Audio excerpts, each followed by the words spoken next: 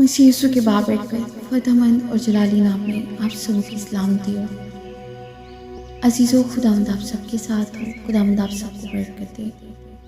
آج کا دن خداوند ہم سب کے لیے مبارک کرے، آمین۔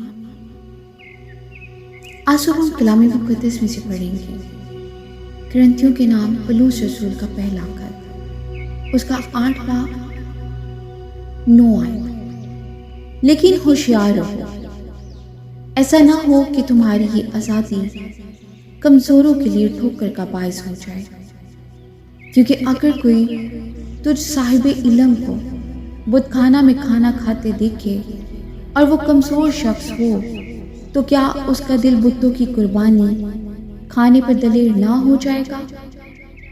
غرض تیرے علم کے سبب سے وہ کمزور شخص یعنی وہ بھائی جس کی خاطر مسیح موا ہلاک ہو جائے گا، اور تم اس طرح بھائیوں کے گناہ گار ہو کر اور ان کے کمزور دل کو گھائل کر کے مسیح کے گناہ گار ٹھہرتے ہو۔